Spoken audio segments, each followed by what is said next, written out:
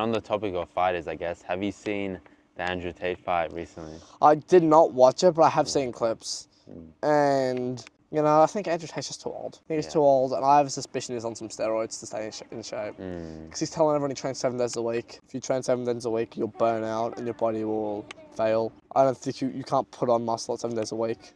If you train every day hard, you can't put on muscle. That's just how it works. You need to rest. Well, specifically, especially like martial arts, Yeah, exactly. Like, I just think he's too old, and he was slow gassed out in his last fight. That's kind of what I was getting to. Like, he gassed out. He's a good fighter. I've watched him at his best. He's a good fighter. I think he's just old.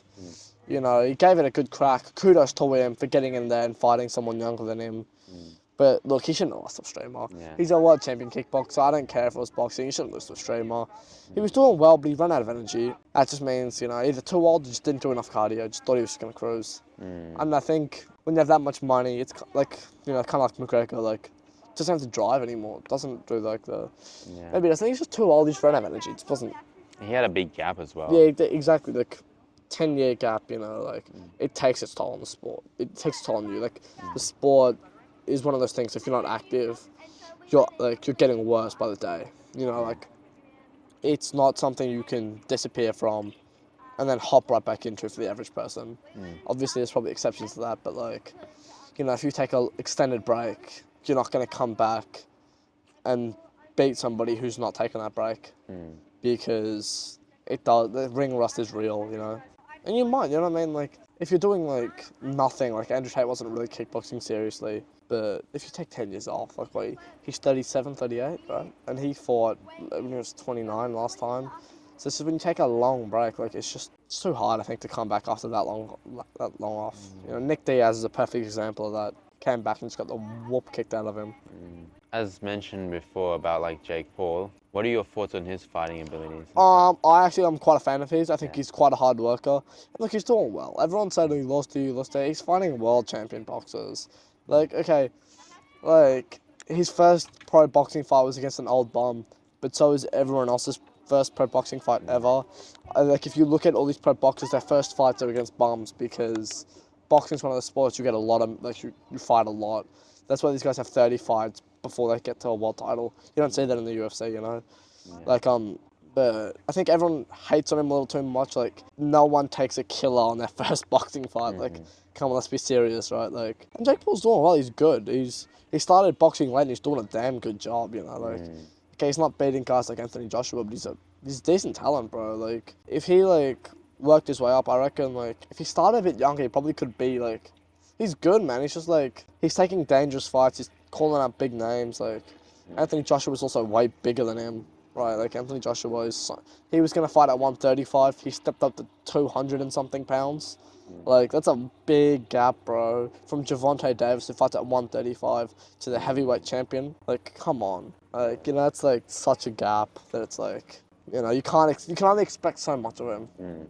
Almost like Nick Diaz versus Francis in the Exactly, like, you're putting a smaller dude and expecting him to compete at his, like, do all this stuff, you know, like, what did you want him to do? He wasn't going to win. No one who knows anything about the sport thought Jake Paul had a chance. Unless it was fixed, you know, if it was a rigged fight, he maybe could have won, but, like, you know, I don't think you can hate on him for fighting Anthony Joshua. A lot of people are saying, like, oh, he's this, he's that, like, he's got balls. He's taken on he's got balls, bro. Dude's got balls. He's stepping in there with some of the best in the world and he's giving them a go. What are your thoughts on the fight with Mike Tyson? That was all. Everyone knows that was rigged. That fight was not a serious fight. That wasn't a serious fight. Also, even if it was, I think Jake Paul probably would have finished him in 2 rounds because Mike Tyson's an old man. He was literally saying a while ago that when he does pad work, he ends up in a wheelchair afterwards. And they're going to put an old man with all the wear and tear of the sport against some young dude who's training 2 times a day, 3 times a day, every day. Like, I think Mike Tyson was just, people expecting a lot because they're looking at prime Mike Tyson. Like, bro, prime Mike Tyson's been gone. Prime Mike Tyson's dead, bro. Yeah. You're looking at an old man and you're asking him to, like, everyone I was speaking to expected a lot from Mike Tyson. And I don't think it really makes sense to expect it from some old man. It's kind of like expecting a lot from Andrew Tate. And yeah, exactly. Like, you can only expect so much from someone who's been out of the sport for 10 years, 20 years. Mike Tyson's been out for longer than that. Like, you can only expect so much of people when they leave one of the most physical sports on earth.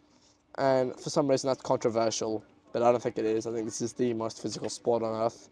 It's one of the most, if not the most physically demanding, most draining sports in the world. And if you're not used to that, it takes a toll. This is something that if you you can't just throw yourself back into after a long layoff. Your body it can't go from 0 to 200, right? Because it is it's pushing the limits of the human body in every way. You're literally pushing the limit of yourself to get better. And in the meantime, you're getting hurt. People are hurting you while you're doing it. And yeah, You can only expect so much of I people when they expect take so a layoff. And then if you're making mistakes and you're going from 0 to 200, you're just making it worse for your body and that's another thing. further down.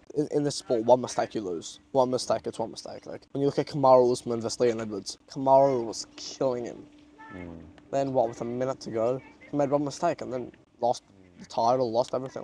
It's just in this sport, there's no leeway for error. It's also stressful, it's all that cortisol is bad for your body as well. It's a stressful thing to do. It's really stressful. The training's brutal, you hear people talking about the training 4 times a day before a fight, weight, MMA, this, that, it's really hard on your body. People expect a lot from older dudes. It's just so hard on your body that it's not fair to expect that, in my opinion. They do well, but if you're in your 40s, you're not doing shit. You're not going to do shit in the sport. Unless you're Glover Teixeira, which is kind of crazy, and I cannot believe that happened, which is he won a title at 44 years old. Crazy. But it's hard. It's a hard sport to enter